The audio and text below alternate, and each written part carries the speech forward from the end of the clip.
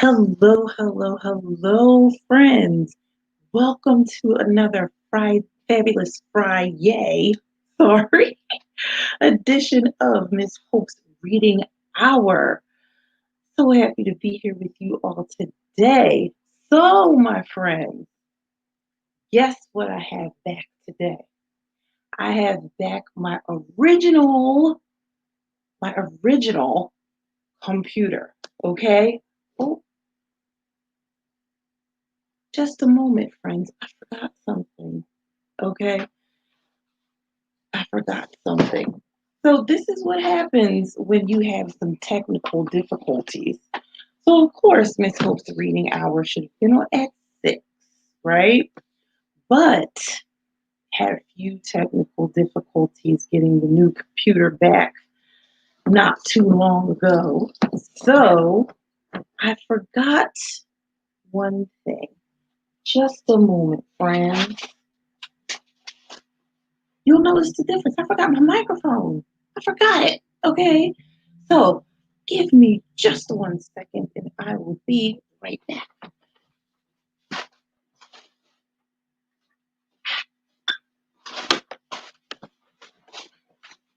Hello, friends. The life of doing live things online. Hello, can you hear that? May sound a little better now, okay? Because I had to get my microphone. There you go.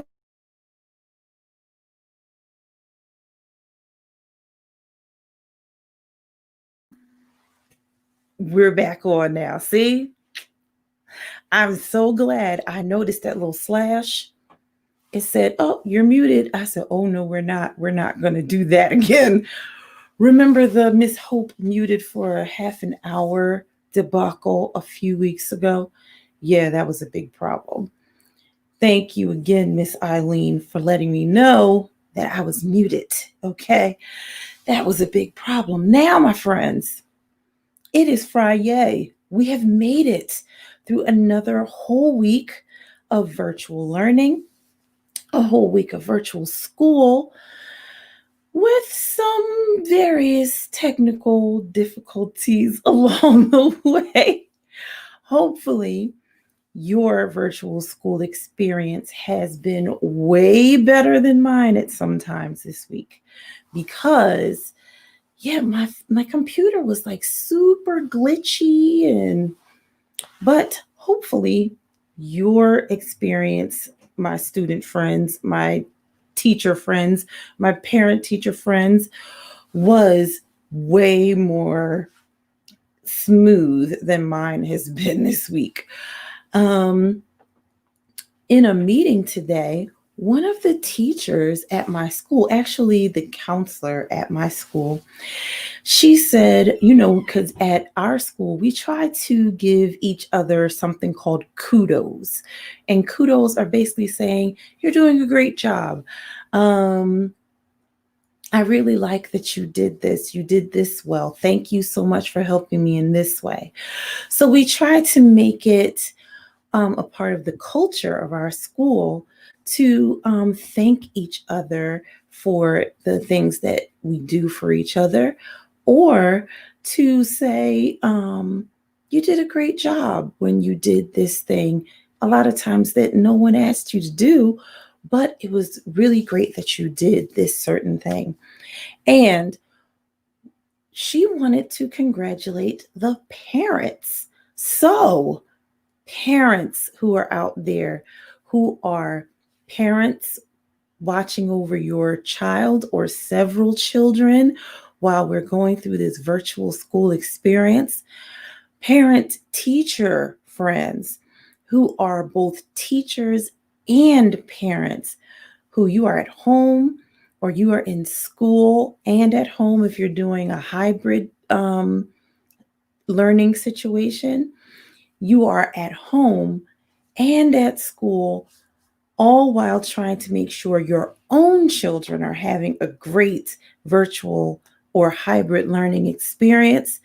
Thank you so much for all that you do, for all the ways that you are helping teachers at this time, make learning a great experience for your own children, especially if you're trying to offer that great experience to children at your school while making sure you're helping your own children's teacher make it a great experience for your own kids at home. So, a round of applause for all of the parents and parent teachers and educators and educator parents who are doing this challenging job of virtual school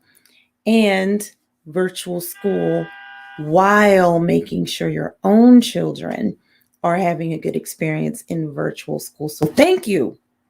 Thank you so much. Unfortunately, there's someone outside of my house beeping a horn. So if you heard that, that's outside. Now, we have some good books today. I was wondering, what should I read today? Because I did, of course, go outside a couple of times to get my computer. And I said, it is much warmer out here than I thought it was going to be. I was like, it feels good, but it's really warm. It's a beautiful day outside. And I just kept thinking about the word beautiful. And so I was like, let me go home and look inside the books that I have so far and see what I'm going to read. So as you saw on the teaser, if you saw the teaser books today, they're talking about beauty and what beauty really means, what it really means for something or someone to be beautiful. And so that is the first two books we are going to read today. Let me show you what they are. So our first book today is called The Talking Eggs. The Talking Eggs. This book is by Robert D. Sansucci. Pictures by Jerry Pinckney. The Talking Eggs. All right, and our next book is called Beautiful Blackbird. Beautiful Blackbird by Ashley Bryan. Beautiful Blackbird. And then, of course, we are going to continue finding out what it is like to go walking with Miss Millie, our new chapter book. So this book is actually turning out to be really good. Usually I give you guys a chance to choose the book, but this time I was like, let me see which book that I'm going to choose as our new chapter book after we read Belly Up, which was so good, okay? And I was like, let's see what this book is about. So we are experiencing this book together for the first time. Just so you know, a lot of the books that we read, we are experiencing them together for the first time ever. Both of us together. So many times I read the books beforehand, or I read some of the book. And sometimes I'm like, let's go through this surprise together. So that is what we are doing in Walking with Miss Millie. Now, let us get to our books about beauty. Which one do I want to start with? Let's see. Do I want to start with Beautiful Blackbird? I think I may want to start with Beautiful Blackbird. All right. We will start with Beautiful Blackbird by Ashley Bryan. I like the pictures in this book too. They look like cut paper. I think they are. That's so cool how you can make a whole scene just out of cut paper. The artist in me loves that, okay? All right, so let's get to the story of Beautiful Blackbird. This is an Athenaeum Books for Young Readers book.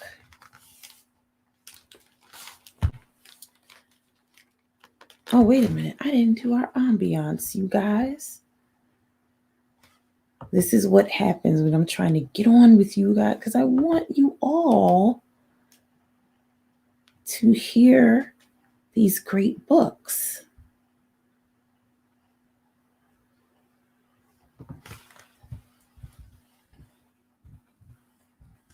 Just a moment.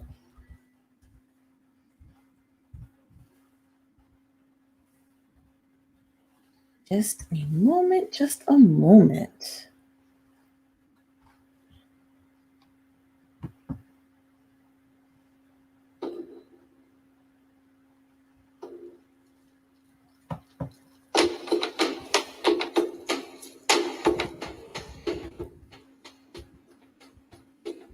Because this is an African story. So we got to have some African music, right? There we go. I love having some ambiance. All right.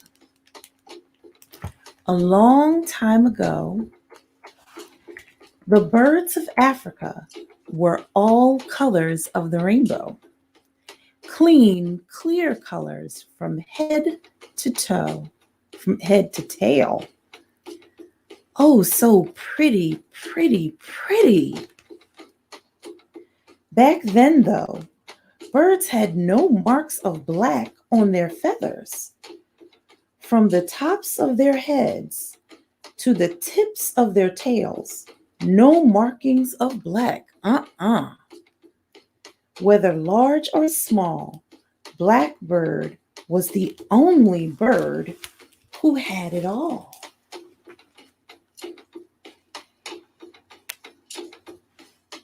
Look at all those beautiful birds.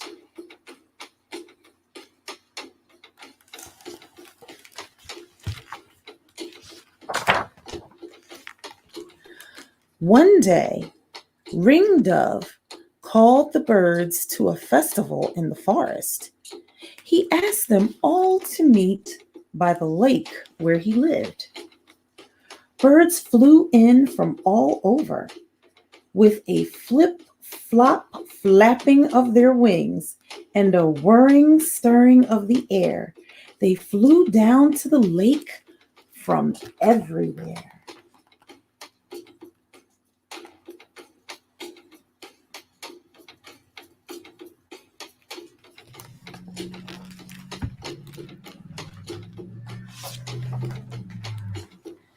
The birds' colors were all mirrored in the waters. They were red, green, yellow, purple, orange, and blue, pink, then black. Blackbird. Blackbird too.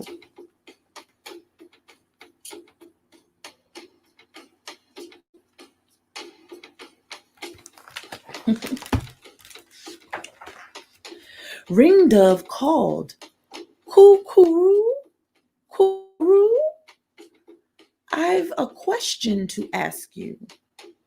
Who of all is most beautiful?" The colored birds never even raised a wing. They raised their beaks and began to sing. Blackbird stands out best of all. Blackbird is most beautiful. His feathers gleam all colors in the sun. Blackbird is the most beautiful one.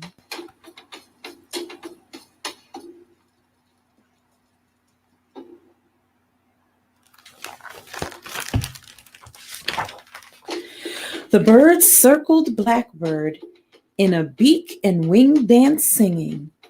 Beak to beak, peck, peck, peck. Spread your wings, stretch your neck. Black is beautiful, Black is beautiful,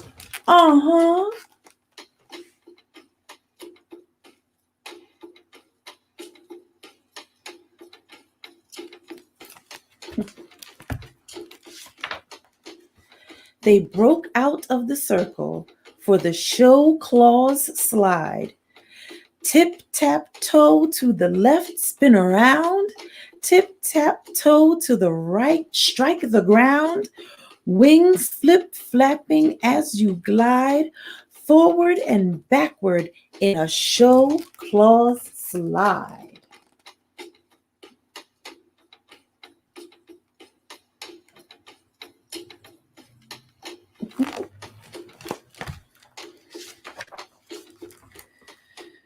When the birds were into their steps, Ringdove took Blackbird aside. Oh, Blackbird, Blackbird, coo-coo-roo, coo-ca-roo, would you color me black so that I'll be black like you? My neck is plain, and that's a shame, 'cause Ringdove is my given name. Blackbird said, color on the outside is not what's on the inside. You don't act like me. You don't eat like me. You don't get down in the groove and move your feet like me. But come tomorrow to the sunup dance. I'll brew some blackening in my medicine gourd.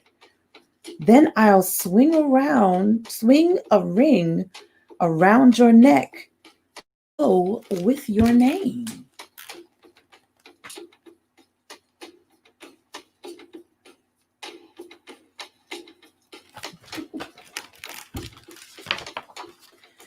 The next day, the birds gathered. Blackbird stirred the blackening brew in his medicine gourd. He stirred it round and round. Then he dipped his feather brush into the pot. With his free wing, he spun Ringdove around, holding his brush to Ringdove's neck. Ringdove sang, coo-ca-roo, coo-ca-roo. See what a swinging ring of black can do?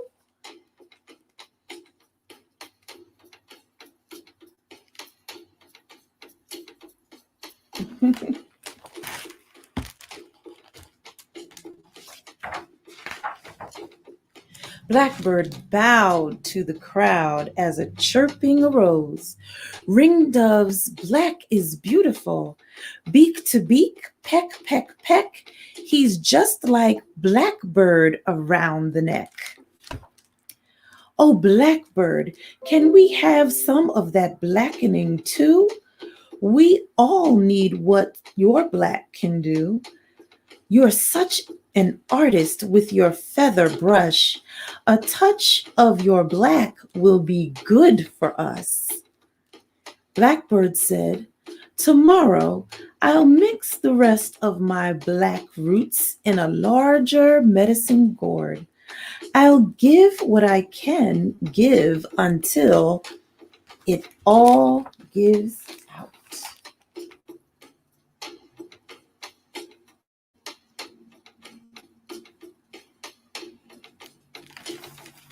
Let's see what else he gives the birds. The birds danced the sundown dance, then went to nest. All through the night, the birds dreamed of black. Black markings on the head, tail, wing, front, or back. Oh, black is beautiful. Black, black, black.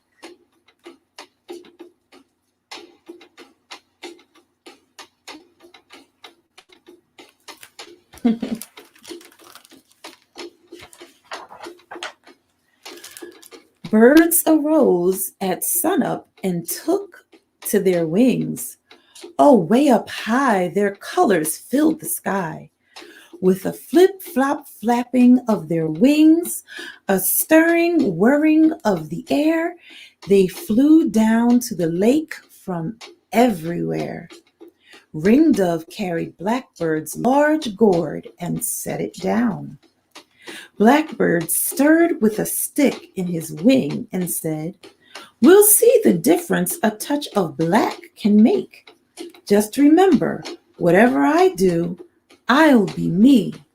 and you'll be you.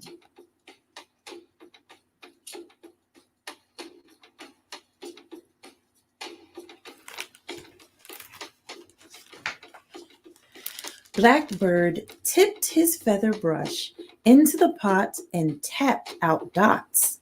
Some were large, some were small, close together or far apart.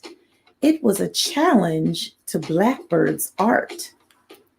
With strokes long and short, he painted stripes. Blackbird swept his brushstrokes steady.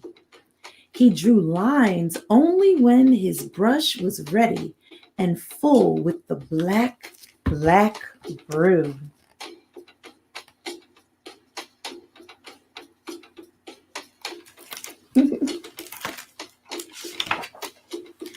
The paint in the gourd was getting low. Blackbird still had more to go before he had decorated the birds with black, one and all. "Save some for us," cried the small birds. "We've been in line and we were on time. We won't step back until we get a touch of black too. Uh-huh. Ringdove tipped the gourd. Blackbird slipped his brush way in.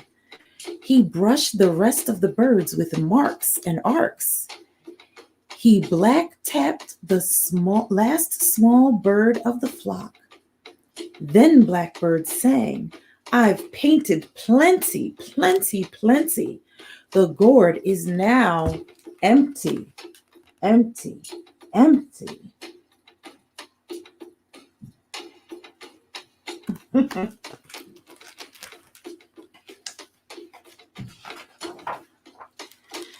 The birds surround Blackbird and sang, "Our colors sport a brand new look. A touch of black was all it took. Oh, beautiful black. Uh-huh. Black is beautiful. Uh-huh."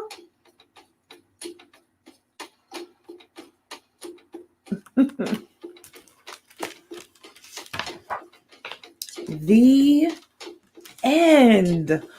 What a great story. This book was so great.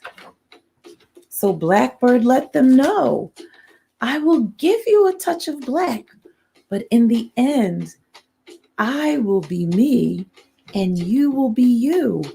So what is beautiful? All of our differences, all of our beautiful colors are beautiful. So that was a very good lesson from this book.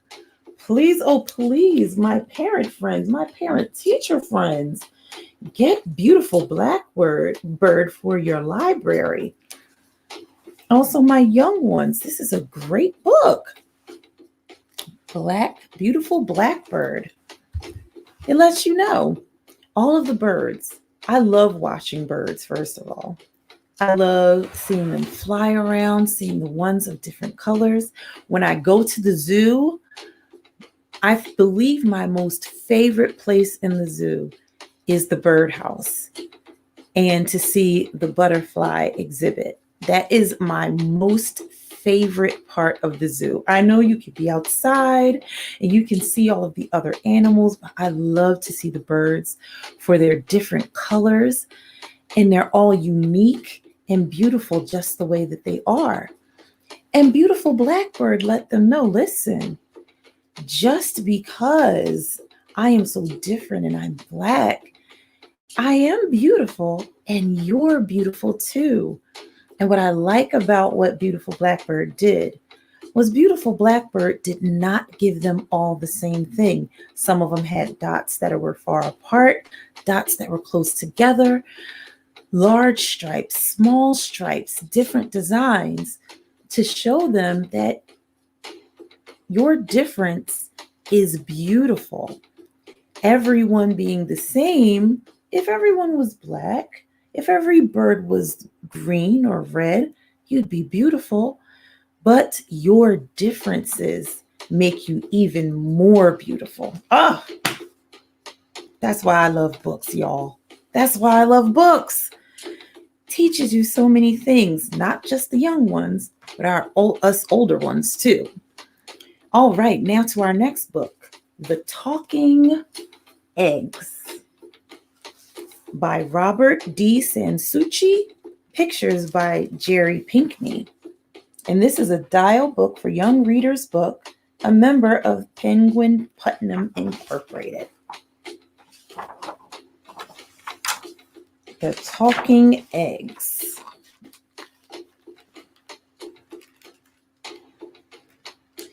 Back in the old days, there was a widow with 2 daughters named Rose and Blanche. You know what? I think I might want to change the ambiance, friends. Let's see what else we got. Because you know I like music. So let's see what other kind of music we have that we can play.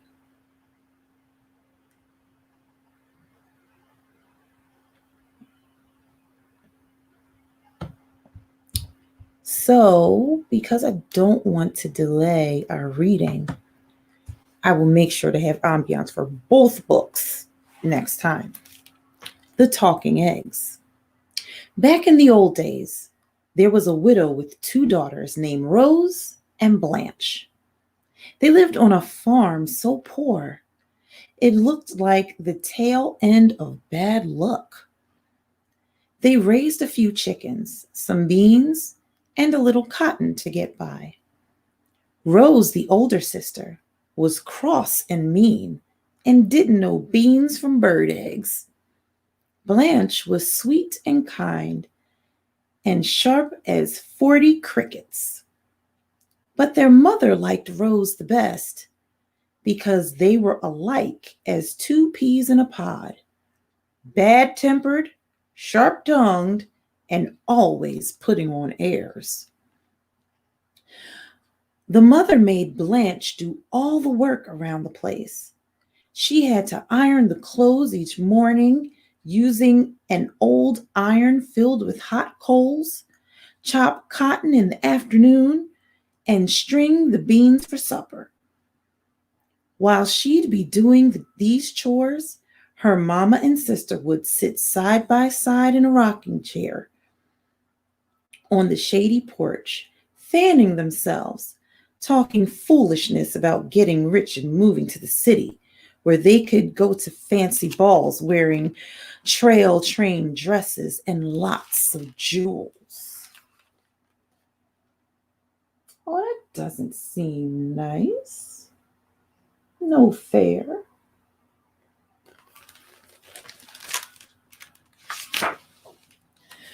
One hot day, the mother sent Blanche down to the well to fetch a bucket of water. When the girl got there, she found an old woman wrapped in a raggedy black shawl, near fainting with the heat. "Please, child, give me a sip of water," the old woman said. "I'm about to die of thirst."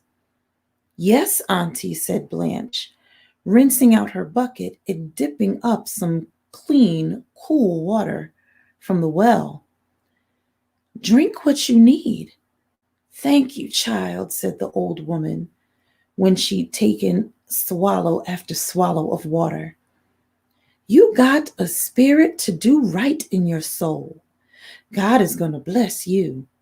Then she walked away down the path that led to the deep woods.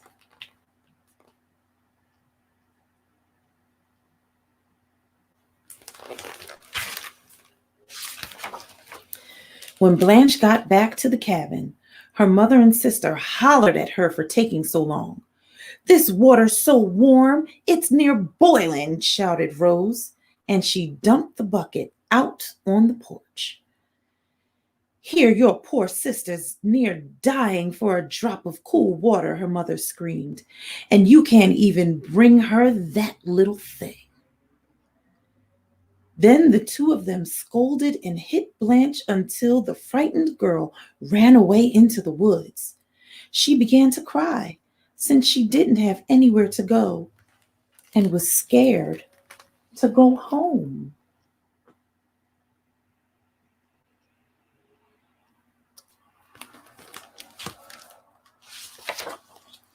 Suddenly, around a bend in the path came the old woman in the raggedy black shawl. When she saw Blanche, she asked kindly, "What made you cry so, you poor child?" "Mamma and Sister Rose lit into me for something that wasn't my fault," said Blanche, rubbing tears off her cheek. "Now I'm afraid to go home." Hush, hush, child, stop crying. You come home with me. I'll give you supper and a clean bed, but you got to promise you won't laugh at anything you see." Blanche gave her word of honor that she wouldn't laugh. Then the old woman took her by the hand and led her deep into the backwoods. As they walked along the narrow path, bramble bushes and tree branches opened wide in front of them and closed up behind them.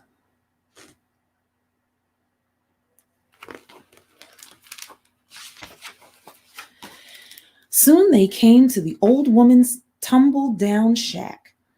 A cow with two heads and horns like corkscrews peered over the fence at Blanche and brayed like a mule. She reckoned it was a pretty strange sight, but she didn't say anything, not wanting to hurt the old woman's feelings.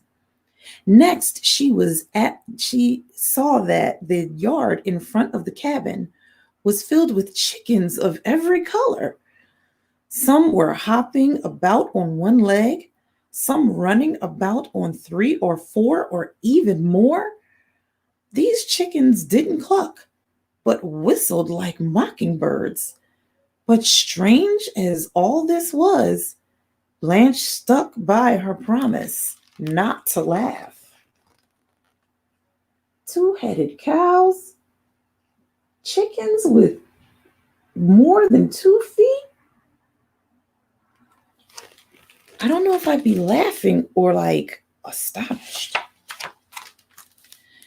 When they got inside the cabin, the old woman said, "Light the fire, child, and cook us some supper." So Blanche fetched kindling from the woodpile outside the back door. The old woman sat down near the fireplace and took off her head. What? She set it on her knees like a pumpkin. First, she combed out her gray hair.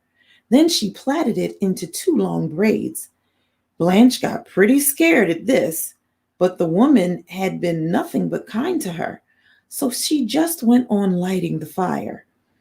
After a bit, the old woman put her head back on her shoulders and looked at herself in a silver mirror nailed to the cabin wall. She said, nodding. "That's better." Then she gave Blanche an old beef bone and said, "Put this in the pot for supper." Now Blanche was near starving, and the bone looked like a pretty sad meal for the 2 of them. But she did what the old woman said. "Shall I boil it for soup, Auntie?" she asked. "Look at the pot, child," the old woman said, laughing. The pot was filled with thick stew bubbling away. Next, the woman gave Blanche only 1 grain of rice and told her to grind it in the stone mortar. Feeling mighty foolish, Blanche began to ground the grain with the heavy stone pestle. In a moment, the mortar was overflowing with rice. When they had finished supper, the old woman said, "It's a fine moonshiny night, child. Come with me." Whoa. She sure could keep her composure. I don't know. When the head came off, I'd have been like, what? They sat themselves down on the back porch steps. After a time, dozens of rabbits came out of the underbush and formed a circle in the yard. The men rabbits all had frock-tail coats, and the lady rabbits had little tail-train dresses.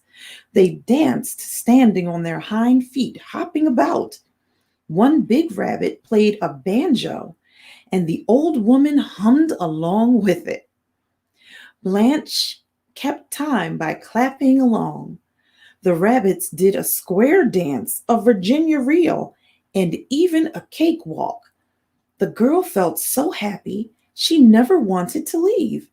She sat and clapped until she fell asleep, and the old woman carried her inside and put her to bed. Look at that. That is pretty amazing. When Blanche got up the next morning, the old woman told her, "Go milk my cow." The girl did what she was told, and the two-headed cow with the curly horns gave her a bucket of the sweetest milk she'd ever tasted. They had it with their morning coffee. "You gotta go home now, child," the old woman said to Blanche, who was washing the breakfast dishes. "But I tell you, things will get better from here on out. And since you are such a good girl, I got a present for you. Go out to the chicken house. Any eggs that say, 'Take me,' you go ahead and take. But if you hear any say, 'Don't take me,' you leave them there. When you get near home, throw those eggs one after another over your left shoulder so they break in the road behind you. Then you'll get a surprise." When Blanche got to the little chicken house, she found all the nest filled with eggs. Half were gold or silver or covered with jewels. Half looked no different from the eggs she got from her chickens back home. All the plain eggs told her, "Take me." All the fancy ones cried, "Don't take me." She wished she could take just one gold or silver or jeweled egg, but she did what the old woman told her and only scooped up the plain ones.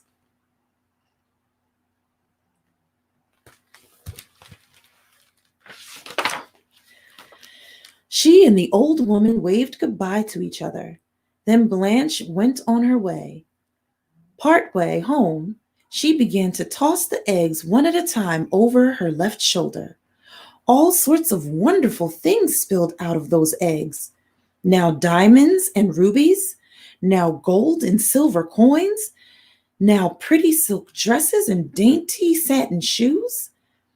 There was even a handsome carriage that grew in a wink from the size of a matchbox, and a fine brown and white pony that sprouted from the size of a cricket to draw it. Wow. Man, oh man. That is pretty amazing. Blanche loaded all these lovely things into the carriage and rode the rest of the way home like a grand lady. When she got back to the cabin, her mother and sister just gawked at her new finery. "Where did you get all these things?" her mother asked, making Rose help Blanche carry the treasures inside. That evening, the mother cooked dinner for the first time since Blanche was old enough to hold a skillet. All the time telling Blanche what a sweet daughter she was. Her mama got the girl to tell about the old woman and the cabin in the woods and the talking eggs. When Blanche was asleep, her mother grabbed Rose and told her, "You got to go into the woods tomorrow morning and find that old auntie. Then you'll get some of those talking eggs for yourself so you can have fine dresses and jewels like your sister. When you get back, I'll chase Blanche off and keep her things myself. Then we'll go to the city and be fine ladies like we was meant to be.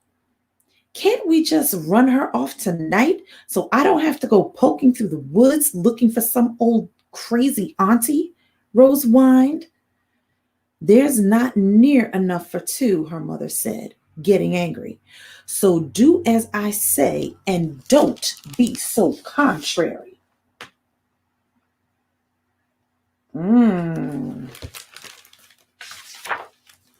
So the next morning, Rose set out dragfoot into the woods. She dawdled mostly, but soon met the old woman in her raggedy black shawl. My sweet little sister Blanche told me you got a real pretty house and all, said Rose. I'd appreciate to see it. You can come with me if you have a mind to, said the old woman, but you got to promise not to laugh at whatever you see. I swear, said Rose. So the old woman led her through the bramble bushes and tree branches into the deep woods. But when they got near the cabin, Rose saw the two-headed cow that brayed like a mule and the funny-looking chickens that sang like mockingbirds. She yelled, if there ever was a sight, that's one. That's the stupidest thing in the world. Then she laughed and laughed until she nearly fell down.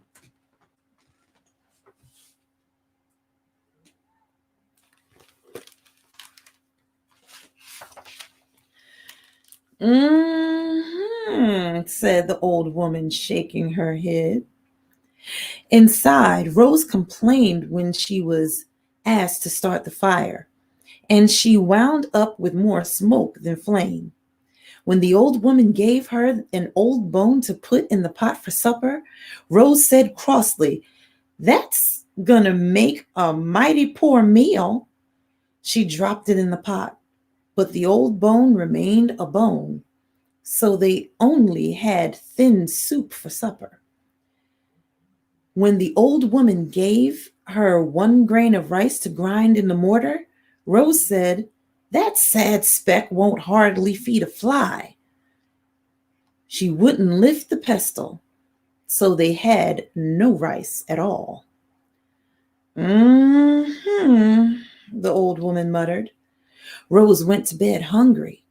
All night long she heard mice scratching under the floor and screech owls clawing at the window. In the morning, the old woman told her to milk the cow. Rose did, but she made fun of the two-headed creature, and all she got was a little sour milk not fit for drinking. So they had their breakfast coffee without cream. When the old woman lifted her head off her shoulders to brush her hair, quick as a wink, Rose grabbed that head and said, I'm not going to put you back together till you give me presents like my sister got. Ooh, she is pretty mean, ain't she? Sheesh. Ah, child, you're a wicked girl, said the old woman's head, but I got to have my body back, so I'll tell you what to do. Go to the chicken's house and take those eggs that say take me, but leave the ones that cry don't take me. Then you toss those eggs over your right shoulder when you're on your way home. To be sure the old woman wasn't playing her a trick, Rose set the old woman's head out on the porch while her body sat groping around the cabin. Then she ran to the chicken house. Inside, all the plain eggs cried, take me, while the gold and silver and jeweled ones said, don't take me. You think I'm fool enough to listen to you and pass up the prettiest ones? Not on your life. So she grabbed all the gold and silver and jeweled eggs that kept yelling, don't take me, and off she ran into the woods with them.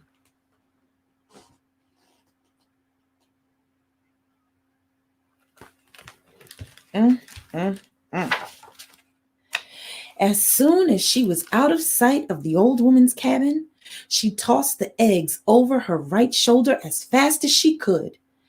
Out of the shells came clouds of whip snakes, toads, frogs, yellow jackets, and a big old gray wolf. They began to chase after her like pigs after a pumpkin. Hollering bloody murder, Rose ran all the way to her mother's cabin. When the woman saw the swarm of things chasing her daughter, she tried to rescue her with a broom. But the wasps and wolf and all the other creatures wouldn't be chased off. So mother and daughter hightailed it to the woods with all the animals following. Man,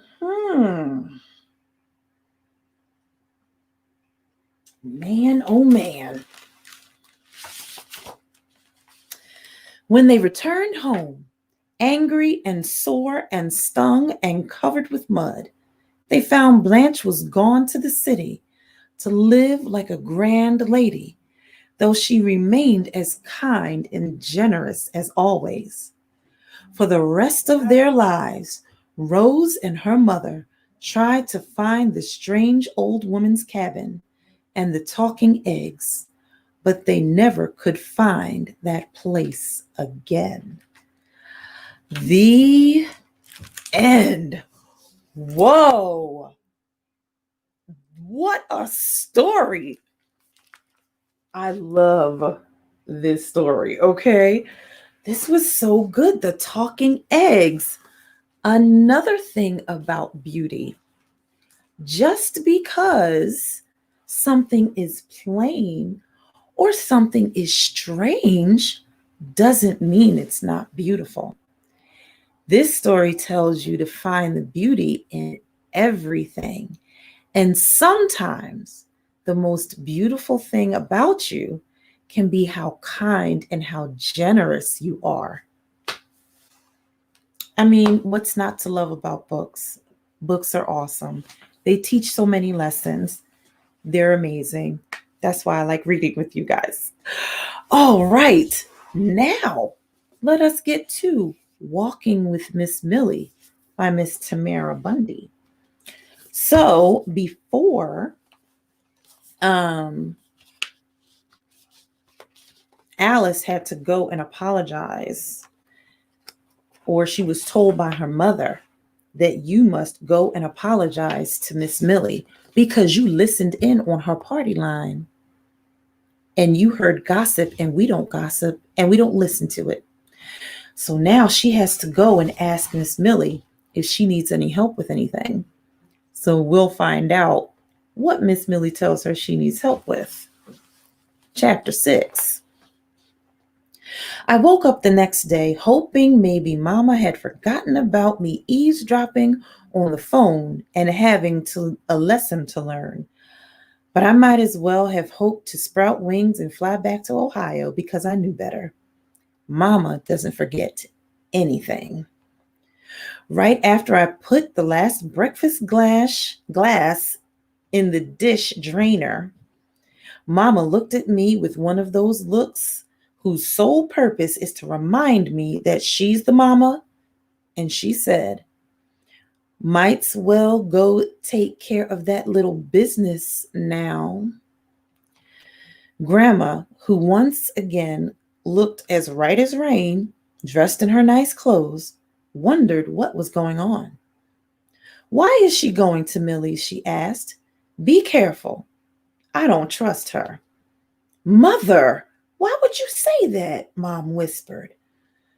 "'Cause that's wrong if it's just because she's—" No, Grandma interrupted. "And maybe I am wrong because Lord knows I get mixed up sometimes, but I swear sometimes I look out at my yard and I see her near my garden. What's she doing in my yard? Must be up to no good." "Mother, I'm sure you're just confused," Mama said. "I mean, she's lived behind you for years and she's always nice when I see her." She turned back to me. "Alice, get going." And so, with no reprieve, I walked slow, very, very slow, through Grandma's backyard, kind of like I was being sent to the principal's office at school where the principal ate kids who were bad. With each step toward that fence, I wished I was back in Ohio, back home right now. I'd be getting ready for swimming lessons with my best friend Linda. We'd spend the day at the pool and hold hands and run and jump into the water. Then we'd see who could hold their breath the longest. And sometimes We tried to talk underwater to see if we could figure out what the other said. And even if I had to keep an eye on Eddie, it'd be okay since sorry, since Eddie loved the sidewalks of the pool more than the pool itself. He could spend an entire afternoon driving his plate around the pool and the side shuffleboard courts, and nobody would bother him. But I wasn't back home in Ohio, and no wishing and no walking slow could change that. I peeked inside the still open shed and saw the faded gold box sitting right where I'd left it. As much as I wanted to see what the letters said, I knew Mama would be mad enough to see I wasn't hopping the fence to talk to Miss Millie. If she noticed I was instead reading her letters, she'd really start to worry about my morals. I pushed the box deeper into the shed to hide it just in case Mama came out there. Then, as slow as I could, I walked on. Lifting up the tree branch that covered the fence separating Grandma's yard and Miss Millie's, I looked around. On one side of the yard, I could see Miss Millie's garden and what was probably going to grow to be green beans or maybe some cucumbers. On the other side, there was a huge tree with an old picnic table underneath. I was happy not to see any sign of the loud, ferocious dog I'd been hearing. But just to be sure I wouldn't be hopping the fence only to have my leg bit off, I whistled. One of the best things my daddy taught me was how to put my two pinkies in my mouth, curl up my tongue just right, and let out a loud whistle. I was pretty dang proud of that whistle, too. People could hear it a block away, or just a house away, if there were a ferocious dog. Right as soon as I whistled, I heard that horrible growling and barking coming from Miss Millie's house. Now I wasn't afraid of all dogs, just big snarling dogs, like the one back in Ohio that used to scare me every day on my walk to school. Twice my size, he'd bark and growl and yank at his chain like he was threatening to get me. Every day I feared he'd pull that chain clear out of the ground and make good on that threat. So now I was in a pickle, and I had no idea what to do. What if Miss Millie opened the door and let the beast out because I started making him bark like crazy? Sure, I didn't want to risk getting attacked by whatever was making that noise. But if I stayed by the fence and she came out wondering who was whistling and upsetting her dog, she'd think I was rude for demanding an old lady come out all the way to meet me at the fence just so I could apologize. Worse than that, Mama would know I was rude. So I took a deep breath, looked around one last time, hoping it wasn't my honest to goodness last time I'd looked somewhere, and I climbed that fence. As I got closer and closer, the barking got crazier and crazier. I had to force my feet to keep moving. Right foot, left foot, right foot, left. When I was halfway to Millie's back door, the beast managed to push open the screen and came bounding out in a brown blur. I glanced back at the fence and knew I was too far away to make a run for it. Instead, I jumped up on top of the picnic table. I shut my eyes tight and on pure instinct covered my face with my hands, maybe thinking if I didn't see how horrible the beast was before it used me as a chew toy, it wouldn't hurt so much. I stood there ready to meet my maker, hands covering my face, for another minute before I realized the barking beast wasn't getting any closer. I spread my fingers on my right hand far enough apart to allow me to get a look. That's when I saw the beast, who wasn't such a beast at all. Seems the only thing scary about that critter was his bark. The rest of him was just plain pathetic. Not even coming up to my knees, this loud little guy was running in a circle as if he was angry at his own tail. His short tan fur was no more than a blur to me, but I could tell he wasn't going to hurt me. I let out a chuckle, which made him stop chasing his tail and stand still, snorting, like he was tracking down where the laugh at his expense came from. I'd always heard dogs start looking like their owners after a while, and I was thinking that was true. That dog had about as many wrinkles as Miss Millie. His face looked kind of smashed in, though, like he was once chasing something and ran into it face first. He was mostly dirty white in color, but he had patches of tan, like God couldn't decide what color to make him. And right over his left eye was a splotch of tan placed so it looked exactly like an eye patch. Just when I was sizing up this wrinkled, pirate-looking mutt, Miss Millie opened her back door and hollered, "Clarence, why are you raising Cain out here?" Then she squinted in my direction. "You again? Land's sake, am I running a playground in my backyard?" Sorry,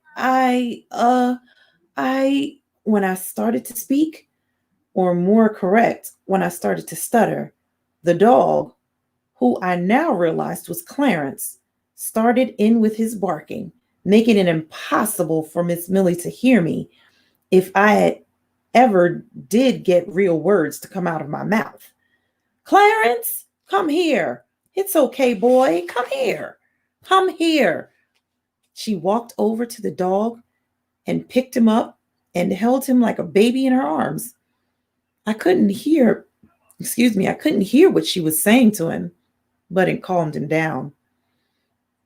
I didn't know what to do, so I did nothing. I just stood there on top of the picnic table like I was auditioning to be a vase of flowers. Miss Millie walked over to me.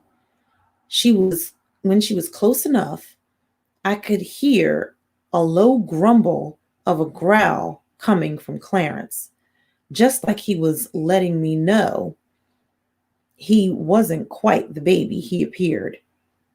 "So, Loretta's grandbaby, do you have a name?" "Yes, ma'am, I do." She snorted at my answer. "Well, do I have to guess what it is? Or might you kindly tell me what it is, especially if you're going to be standing on my picnic table much longer?" "Oh, yeah, sorry. I was coming to apologize, but the dog, I was scared, and my name's Alice." She looked at me like some people look at Eddie for driving his plate around. And then she started making a noise like she had a leak in her and air was coming out too fast. This air leak sound soon gave way to an out and out belly laugh. A minute later, the belly laugh gave way to a coughing fit. Through the fit, Clarence just lay in her arms like she wasn't coughing, but like she was singing him a lullaby. Finally, I managed to say, "Are you okay?"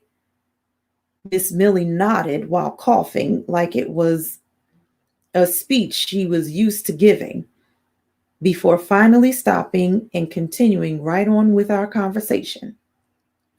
"Well, Alice girl, my name's Millie, but you probably knew that, didn't you?"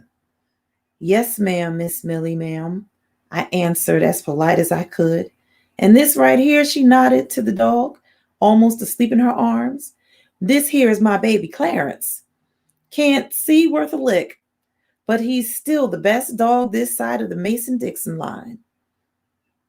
I had to stop myself from reaching out to pet the dog, who now resembled a pup cuddled in Miss Millie's arms.